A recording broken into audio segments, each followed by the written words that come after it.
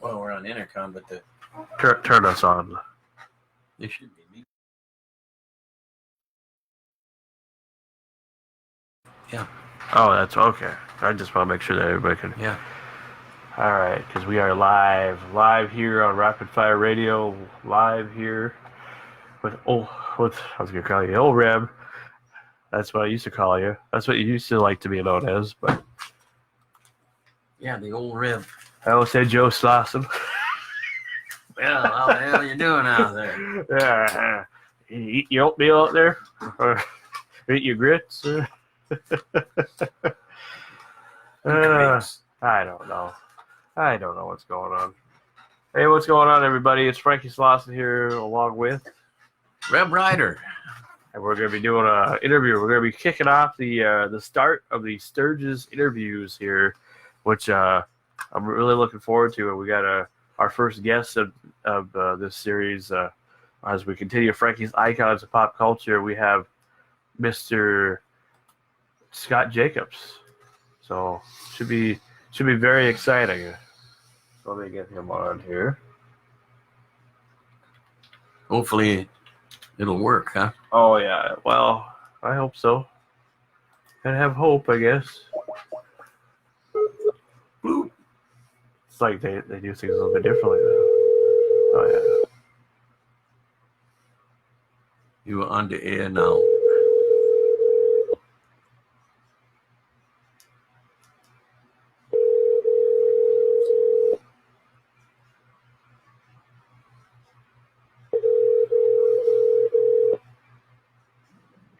Hi, you have reached Scott Jacobs. Please leave a message and I will call you back. You have been terminated. Hey, Scott, this is Frankie. I'm ready to do our interview.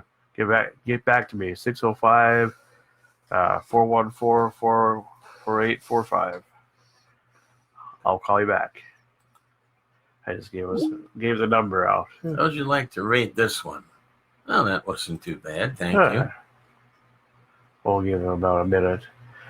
Oh, yeah. So we're gonna start the interviews here, the STURGIS interviews. I'm so excited about STURGIS, and and we got some good. Hey, look who's in with us there. Carl Sanger. How about that? Oh yeah, that's right. You remember who that is? I sure do. Who could the Sam Morrison band. Yeah, who could forget Carl Sanger? He's the saxophone man. He gives all the good sax, That's right. He's responsible for all the sax in the world. I tell you. How's it going there, Carl? Welcome to the show, and hopefully we'll get some more people in here a little bit here, and we're just trying to get the ball rolling here. So hopefully the ball will get rolled. Yeah. And rolled and rolled and rolled. We'll try to call Scott again here.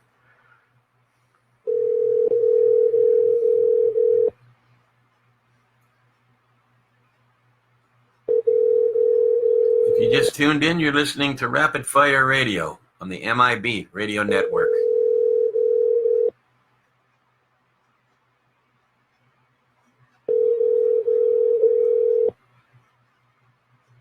Hi, you have reached Scott Jacobs. Please leave a message and I will call you. We're not getting him. We're not getting him.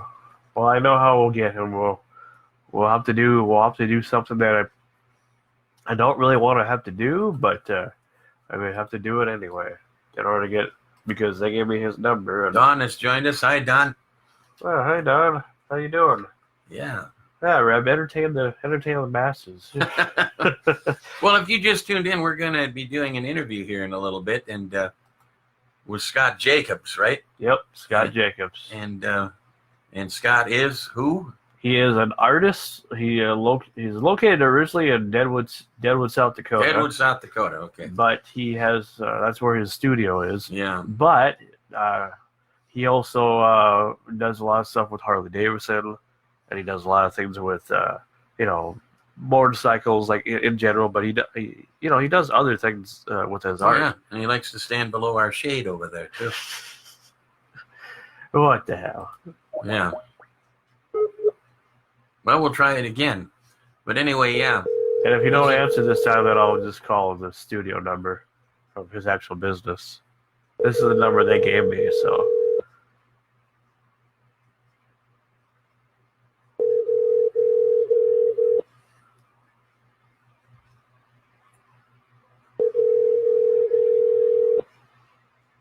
must probably follow in. Hi, you have reached Scott Jacob. He probably follows in the footsteps of Dave Mann and all them, I'm guessing, huh? And who are those people? Well, Dave Mann was a biker artist. Oh, You better start doing research on him. He was the lead artist for Easy Rider magazine for many, many years. Very well-known artist. so you could say in general he was the man. He was the man. M-A-N-N. I actually met Dave Mann, and he was a very good dude. Met him in Sturgis. I think it was Sturgis 98, somewhere in there. And I met him at Big Bertha's Biker Bar. He actually gave me an autograph, and I have it to this day. So he was the man all he over. was the man, yep. Jacob's Gallery. How can I help you? Hey, this is Frankie Slauson from Rapid Fire Radio. We're trying to get a hold of Scott. I don't know if this is the same person I talked to a couple days ago, but either he's not answering his number that you gave me, or he's not around. Is he around today? Actually, and what is this regarding? An interview? An interview. Gotcha. I think he might be in the building. I don't know if he's available at the time. Is it to do an interview now, or Yeah. We scheduled it for today. Okay. So let's see. Where is he? He might. Busy have guy. left. Busy guy. Hard to keep track of. Oh yeah, I understand. Let me see. Hold on one sec. All right, Find out sounds if he just good. left for lunch, and I'll let you know. Yeah. Hold on one second. Yeah, this is something that we had to schedule. We scheduled for today. Ah. For this time period. Was there an interview then? Yes. Oh, there's. Yeah. No, I just make. Can you hear me? Yes, I can. So I guess my mom, she's right here. She said that he tried answering the call, but no one was talking. Did you try calling his cell phone? I did.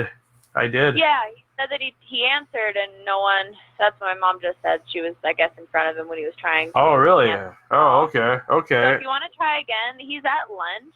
Okay. I don't know if you need to do it right at the moment, but if you give him 20 minutes, then he might be done eating, or half hour, he might be actually done and more Okay. focused for you. Okay. Yeah. I mean, it doesn't matter, or we can always reschedule for another time too. It don't matter. I just. Yeah, I mean, if you want to, do you want to just, do you want to text me, and then I get that answer, I can call you back when he comes in? Or you can try to call him. Well, I'll try to call him, and if all goes worse, we can always reschedule for another time.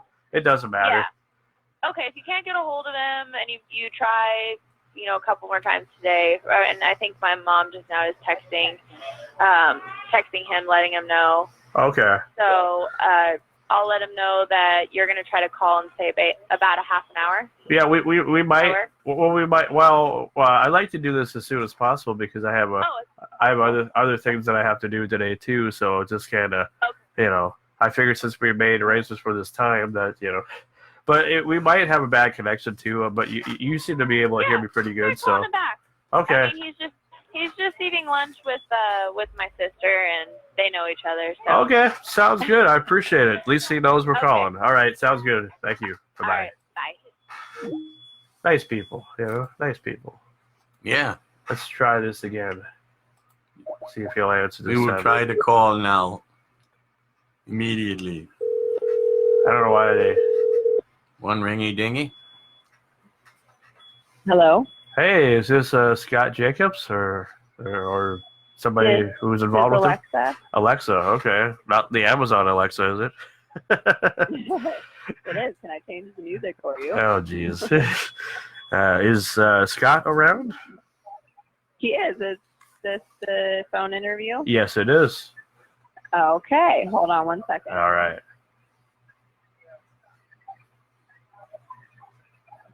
Hello. Hey, Scott. This is Frankie Slauson. How's it going, man? I'm doing good. I saw your call come in, but it just says no caller ID, so I usually don't pick those up. Oh, okay. Yeah, I suppose I should have told you the number that was going to be calling or whatnot. Oh, that's understandable. I appreciate that, though. I got a hold of your studio and tried to get a hold, tell them that we were trying to call you. So. Okay, great. Oh, that's awesome. Well, welcome to Rapid Fire Radio. I really appreciate the fact that we're able to do this. I know we met back on May 31st. I came into your studio and checked it out for the first time ever, and I was very, very impressed by everything that I saw. And it seems like you definitely know what you're doing in the art world, my friend. Well, yeah. I mean, that's what all I've done my whole life. I started dabbling in art back in the early 70s and opened my first gallery in 1978. So it's been 40 years professional now. Jeez, that's a lot of years and that's a lot of art that you have been responsible for, and it shows in your gallery. I mean, for everybody that's tuned in right now, we got a little bit of an audience today. You're located in Deadwood. How long have you been in Deadwood for? Well, we bought the old historic Goldberg building right on Main Street about 3 years ago. It took us a year to renovate it, so we have been open just over 2 years now. Oh, okay. Well, no, that's excellent. That's excellent because looks like a nice store. I mean, it looks like you have a whole lot of, like, you're pretty much, your life's work is pretty much surrounds you every time you go to work, pretty much. It's got kind of a museum feel to it. We've got, as you probably know, that Sharon and I, we collect vintage motorcycles, and we've got 8 of our motorcycles on display in the gallery, as well as some paintings that are probably the most historic pieces in my career that are on display. We've bought back quite a few of the originals over the years, and they're all on display in the gallery with motorcycles above them on these big shelves. Oh, sure. Yeah. I do remember that. And I didn't know they were all your bikes. So, man, that's a lot of bikes, a lot of time and money invested. And I'm sure a lot of searching, I suppose, for the right vintage bike for the feel of your store. Exactly. The older they get and the more collectors there are around the world, the harder it is, the more expensive they get. But it brings a lot of people into the gallery, whether you're a motorcycle lover or not. People that walk by that see a vintage, 103-year-old motorcycle in the front window, a lot of people come in. So they're photographed all day long. People ask us questions about them. My wife Sharon and our Cannonball bikes, 4 of them are on display too. 2 of our 1915s from the 2016 Cannonball. And then the bike that I raced in 14 and 2012 is up on display, as well as Sharon's 2014 1936 BLH is also on display too. So we talk to people about the Cannonball, the race, and everything all day long. We talk about the art. All the stuff that's in the gallery too is all unique. Like the clothing line is designed by myself, my daughter Olivia, and Daniel James. Stuckenschneider, but it just goes by Daniel James now because the Stuckenschneider is such a long last name. And we design our own clothing, so they're all designed in-house upstairs, and then they're all printed in the United States. They're all the blanks, the garments themselves are from the United States. I'm very proud of what we have inside here. And then everything else that's in the store is all local people that from the purses that we have to the hang bags that you hang. I forget, I think they're called hip bags, the ones that women put on their their belt loops on the side. We've got a huge display of those. We've got handmade hats from California. We've got about, believe it or not, about 1,000 of those in stock.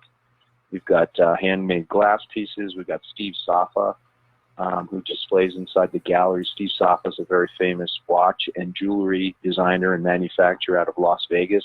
He's got a year-round display inside the gallery. We've got a lot of stuff that you're not going to find anywhere else inside the gallery on Main Street. And I suppose it's a big hit to tourists, for anybody that's a tourist that comes down there that's either doesn't know much about you or does know about you. I mean, to see everything that you have displayed. And it's basically, it seems like it's friendly for everybody, but it's really friendly for if you're a biker. Well, yeah, one side, the gallery floor itself is about 5,200 square feet, and one side of the gallery is devoted just to my motorcycle career. I just celebrated my 25th anniversary as Harley's official artist just about 2 weeks ago. So that was a pretty big milestone for me.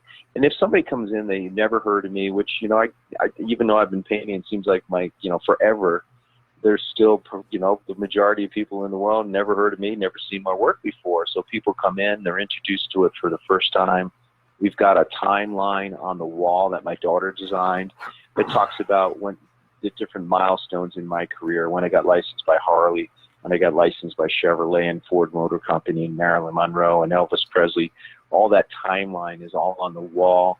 There's a display of a lot of the magazine covers that I've done and designed for magazines all over the world. I've been on over 510 magazine covers now. I've done the cover for the STURGIS Rally since 1994. The newest cover just came out. We've got them on display in the gallery in stacks. And then I've been actually signing them. So if you wanted a signed copy of the actual guide for this year, it is on display here, and they're all signed. And then we just hung the 2018 official STURGIS piece in the gallery. And the particular motorcycle that's in the painting is being delivered here in a couple days, so that'll actually be on display below the painting. And the painting is selling like crazy. It's doing really, really well for us. So I'm excited about that. Got a lot of neat things. And also, if there's any of your listeners are into dirt track racing, there's I don't know if you remember the Wrecking Crew, real famous group of guys that did dirt track racing in the 1950s. Okay. One of the most famous guys in that group is a guy named Bill Tuman. His national number was number 51, but he won the Grand National Championship a few times. He's 96 years old, and currently I'm working on a painting that is a dirt track piece, but it's really neat because the upper right-hand corner, the painting is in black and white, and Bill Tuman is coming around turn 4 in the painting in black and white, and then the painting itself transitions from black and white into color. And in the foreground is Jared Mees, who used to race for Harley Davidson, but I think it may be 3 years now. He's been racing for Indian motorcycles, and he's been dominating the whole thing. He's already won the Grand National Championship 5 times now already. Oh, and so Jared Mees is in the foreground. Bill Tuman is in the background. I'm going to fly to Moline, Illinois next week with all the prints. I'm just about finished with the painting now. We're going to do 51 prints of it, 51 being that's Bill Tuman's number. And then Bill's going to sign it. He's actually in the hospital out there. And then Jared Mees is going to unveil the painting with me the Monday of STURGIS, and then he's going to sign all the prints here at the gallery for the edition. Wow. Well, that sounds like a lot of fun. Anyway, I mean, geez, you got a lot of stuff going on even before rally time even begins. Even though technically the season has kind of begun, or the celebration. Yeah, kind of begins. If you were here on Main Street, you would say definitely it's begun. It's really ramps up people-wise here, like in April. Once it starts warming up a little bit and there's not as much snow, crowds start coming. May is busy. June is crazy. This month has been amazing for us. So we think we'll be busy all the way through to October. Oh, geez. People are loving the Black Hills, and it's on everybody's radar now. I don't know if you saw the article that CBS did a thing about the United States and places that people were going to see, and 5th ranked highest was Deadwood as an emerging place to go in the United States to visit in the summer. Wow. It ranked as number 5, which is great. It's just nice when local things happen to our area, and when people want to actually salute the Black Hills. We don't hear enough about the Black Hills. At least I don't hear enough about it. I think the Black Hills are, people love it. People love what we have to offer, regardless of what we're doing. The people love it, and that's why I love being here, and I'm sure that's why you love being here. Yeah, I've been here about almost 2 years now as a resident, full-time resident. We bought some acreage in Spearfish and building a home there now.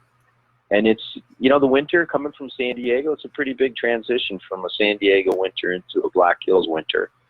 That would be probably the only thing that takes a little time to get used to. But drinks at half price is not hard to get used to. Real estate prices, as far as land, that's probably a quarter to the price of San Diego. That didn't take any time to get used to. That was awesome. So there's things I miss about California, and there's plenty that I don't miss about California. Well, and that's kind of the same with me too. I'm from Minnesota originally, and the winters kind of followed me over here, but they're not nearly as bad. So. Yeah, that's true. Yeah, Minnesota. I think Minnesota even gets a little worse winter than here. Oh yeah. So with the rally coming up now, I mean, you got a lot of. I noticed that in your wall, that for anybody that is listening that has never been to your studio, a lot of people in the world of entertainment. You've done a lot of things in the world of entertainment, and a lot of people that that are coming this year. Yeah, there's I've been fortunate to become close friends with a lot of famous singers and things like that, like Pat Simmons from the Doobie Brothers, who's been our partner in the cannonball races, his wife and Pat, and then Sharon and I, the four of us, we're a team called the Honeymooners, and they've become very, very close with us. My closest friend is a real famous singer from the 60s named Gary Puckett, lead singer of Gary Puckett and the Union Gap.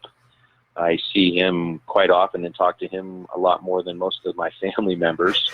He's coming out. He's coming out for Cool Deadwood Nights. Yep. He's going to play at the Deadwood Mountain Grand on Sunday night. Pat and the Doobies are not playing at here in town, but I was talking to Robert Ritchie the other day, who's most people know him as Kid Rock. He's coming in town for 5 days. We're going to go ride in a couple of days. He'll be playing over at the Buffalo Chip, which is great. John Paul DeJoria, a close friend of ours, who owns, he did own Patron. He sold that recently to Bacardi Rum for $5.5 billion with a B, which is unbelievable. He'll be here. A lot of people know him as the Paul Mitchell guy. He owns Paul Mitchell, too. He'll be here hanging out with us. Good friend Travis Tritt will be here. He'll be hanging out in the gallery. A lot of times he goes behind the bar and actually pours drinks for our clients. And it's so funny because people are like, God, your bartender looks so much like Travis Tritt. And I was like, yeah, he gets that a lot. It's kind of funny. Oh, jeez. And his wife Teresa helps us out too. She's a sweetheart, and just a bunch of great people. It's just, because they're famous doesn't make them any different than anybody else. But it's nice when you have friends that are famous and you don't even think about what they do for a living. They're just great people, and you want to be around them. You want to be around them because they're great people, not because who they are. Sure. In the music industry or whatever. That's way more important when it comes down to it. Well, what we like about it, or what I like about it, is the fact that you can stay in touch with somebody and they'll remember you. Because I mean, that's how we are too. We have some people that have been that are here that or that have been to the area before that know of the station and whatnot. And what we're trying to do is we're trying to get I mean, I'm not looking for hundreds and hundreds of interviews or whatever for the rally, because that's ridiculous. But what would be nice would be to have somebody that we know that could maybe help us get, a couple people at least, just to say, hey, we did some Sturgis interviews. This is kind of neat, because you never know with Sturgis. It's such a big festival where, lots of iconic names come down because they love the history of the rally and they love the experience. Oh, exactly. And the history of the Black Hills and what it's got to offer. Oh, absolutely, absolutely. So we're just trying to get the word out about us and hopefully spread it around, and hopefully who knows, maybe we can do something or whatnot, because with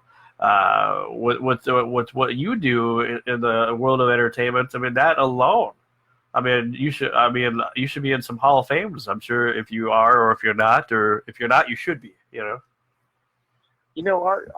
Art is, I don't know, it's one of our, us as artists, one of our pet peeves is our art touches millions of people all over the world. People hang our art on their walls in their home. They look at it every day. Our images adore the covers of books and magazines and things, and more people probably hear our stuff as much as they would, hear a song, that they've known. Sure. And our hits become our well-known pieces of art, or our paintings that we've done. Those are our number one hits. And musicians get all kinds of awards, actors get all kinds of awards, and artists that, in my opinion, are just as important, never get any awards. There's no, awards on television for some amazing painting you did, or a mural that, millions of people see every year, or whatever, or maybe an image that you did that adorned some kind of product, Sure. whether it was the front of a book or whatever it is, so. Oh yeah, It'd be nice to have people recognize art a little more than they do. Oh, absolutely. I mean, that's you couldn't have said it better. A lot of people they like what they like, and a lot of people need to be more recognized in the world of entertainment for the things that they do, rather than the same old, I think. But to each its own, that's for sure. So for anybody that doesn't know where you're located, where are you? Again, let us know where you're located so people can check you out. We are at 670 Main Street. We are up at the top of Main Street, so directly across the street from us and one door over is the building that Kevin Costner owns, the Midnight Star building. We're right next to the Gold Dust. They're on one side of us. And then across the street and a couple doors down to the left is Saloon Number 10. Yes. So we're across the street from Saloon Number 10 and a few buildings up the street. That's awesome. You can't miss it. Oh, no. It's a pretty big. Yeah, it's 11,000 square foot building, and it's got my name on the awnings and beautiful sign that this guy down in amazing sign that was made for us down in Spearfish. Having a brain fart of the guy's name, but oh my God, he's awesome. They did this beautiful sign for us on top of the building. Oh yeah, it definitely looks nice. It definitely I think is one of the appeals that attracts. I know it attracted me to your business, that's for sure. Because I was curious about. I was just curious about you because I was curious about everything. Once you step in and all that into the building, you definitely it'll be an experience for all the listeners out there. It'll be an experience that you definitely don't want to forget. That's for sure. Exactly. Even though it's our building, we know all the buildings in town. This is the nicest store in town. And if somebody wants to try to prove me wrong, I want you to show me the building you think is nicer than ours, because this is the most beautiful store in town. And the reason is because we did. I mean, you have that opportunity when you renovate a building to either do something that's, half-assed or to do it right. We decided to do whatever it took to make this an amazing building that'll be here, that people in Deadwood, people that come to visit will be proud of. And I think when we redid this building, it lit a fire under quite a few of the other people that own buildings in town, because all of a sudden over the next year, there's people renovating the front of their place. They realize that, wow, you can do something with the second floor. Our second floor has a 3,300 square foot, beautiful 3-bedroom suite apartment. It's got my studio. It's got a huge warehouse and framing center upstairs. And a lot of these buildings that are on Main Street, people don't even use the upstairs. I mean, it's an amazing space to have available to you. So we take a lot of pride in this building. There's a lot of history in there. We like giving people tours. When we renovated the floor, there's all kinds of parts that we found in the dirt underneath the floors from the 1870s. We have those on display downstairs. We have one little section of the original floor that's still there, and directly above it is a section of the original ceiling. We have some of the original cobblestones from Main Street we used as the hearth of the fireplace. There's a lot of cool stuff to see in here. Not only all the handmade product that we have, the motorcycles, the art, all that. My daughter's art's here. My daughter, Alexa Jacobs, her art is on display. My nephew, Todd, his art is on display. Daniel James, who's been painting for 30 years. He used to work with another Harley artist named David Ewell for a number of years. He worked with him as an assistant. Now he's been with us for almost 3 years already. There's a lot of cool stuff down here, and we love when people come in and ask, show me around, tell me about what's going on in here, because it's one of those places that it blows me away when somebody comes in the front door, they walk in 10 feet, they kind of glance around, they turn around, they go out. Oh, and they'll say, oh, it's a motorcycle shop. It's not a motorcycle shop. There's wine art on the walls, there's car art on the walls, there's flower paintings, there's women in masks, there's so much more here than it's not a motorcycle shop. There's a big feature on motorcycles on one side of the store, but it's so much more than that. Oh yeah. Well, we appreciate having you on there, Scott. And it seems like you definitely you definitely came at the right time. I mean, I don't know how long it's been a dream of yours to do something in around the Sturgis area or Deadwood area, but it seems like dream accomplished. That's for sure. Yeah, it wasn't really a plan. We had for the 75th anniversary of Sturgis, we had a booth location across the street at Miss Kitty's, and then when we came in early to see our space to figure out how we were going to set it up, there was a big bar in there. And so we asked the woman that owned the place at the time, and then we were like, well, when are you moving this bar out of here? And she's like, oh, no, it's staying. We figured you could set up your art around the bar. I'm like, no, we can't do that. We need this entire space. That's what we paid her a lot of money for the space. And she goes, oh, well, this is permanent. It's going to stay here now. So we're like, well, can you just give us our money back? And so we left, and we were really bummed that we didn't have a space on Main Street during the 75th. And as we were walking up the street, we saw this building with a for sale sign on it. And I said to my wife, I said, why don't we just buy a building here? That way that we always have a spot here. We can make a statement on Main Street and always have the same place to come back to. And that's how it happened. It wasn't really planned. It was because of that one place across the street falling through. Wow. Well, that's awesome. Well, that's definitely a story to tell somebody, that is curious about how that all happened. That's interesting, because it's funny how little things like that work, where you get your money back and you think, oh, well, I guess at least we tried. And all of a sudden something good happens, and now look at you. Now you're in Deadwood. Now you're having a very successful time and a very successful store, and getting a lot of people, a lot of new customers, and I'm sure a lot of repeat customers too. Exactly. So many people we see all the time that come in, each year. This is our third rally already. And there's been people that have been here all three rallies, and people that come in and they're local and they come back multiple times. We're just really trying to make a statement of be a unique store, meaning that nobody else on Main Street has what we have.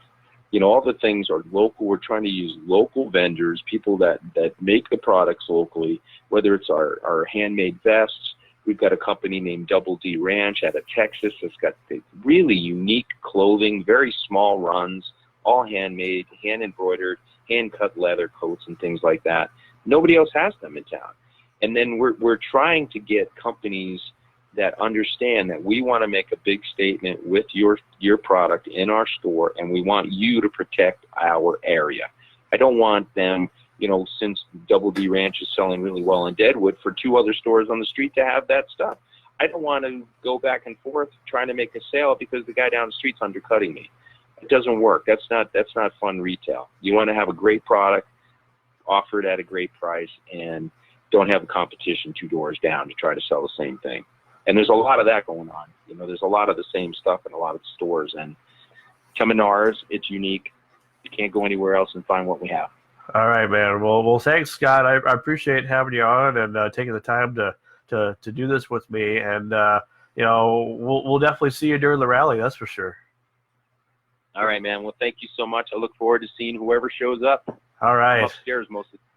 You can drag me down. I'll come down and say hi. All right. Anybody wants. Sounds good, man. All right. We'll talk to you later. Bye-bye. Okay. You have a great day. Bye. All right. That was Scott Jacobs. And Rev didn't say anything. I just found it fascinating again to listen to him. He had a lot of information, and you had a very good interview. Very good. I suppose I could have asked him a few things. About he does motorcycle art. Is that? Yeah. We should have probably asked him who influenced him. Oh, sure. Yeah. Well, hey, we're just honored to have people that are interested in what we're doing, but let alone we're interested in what they're doing, and that's always been the biggest thing with me. Anybody that I've ever had an interest in or liked or always wanted to chat with, but never thought I'd have the opportunity or the format or whatever to do that. And look at what we've been doing. Well, I could have used a little humor with him and said, Scott, we're also on Facebook Live right now, and we're watching your picture, and that one time as your mouth moved on it, so obviously you're a heck of a ventriloquist. And he would have hung up. That's No, I don't know. No, I'll tell you what. The picture that we have on our board here of Scott, he's a sharp-looking dude, ain't he? And he just from the sound of it, he is a hell of a businessman and knows what's going on up there. So I have actually seen that storefront. I know exactly what he's talking about. It stands out amongst all of them up there. Oh, yeah. And, if I was a store owner like Scott said, I would probably want to upgrade my front end of the store or whatever I'm going to do. Sure. But yeah. And I think I've been in there too, and it's an awesome place. Oh, yeah. It's an awesome place. Right across from Saloon Number 10.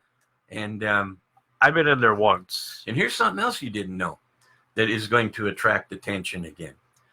The Western Deadwood is coming back on HBO. Yeah, they're making a movie of it. Yes, they're bringing it back, and now that should bring some more attention to Deadwood. Is this going to be something that might be filmed in Deadwood, or do you think it'll be filmed out in a studio in California or somewhere? I didn't research that end of it, but anything is possible. Yeah, because I think the original show, like the setting of Deadwood was used like not in Deadwood, but the filmmaker came to Deadwood to take a look at the area to get an idea of what it looked like to make that happen in California.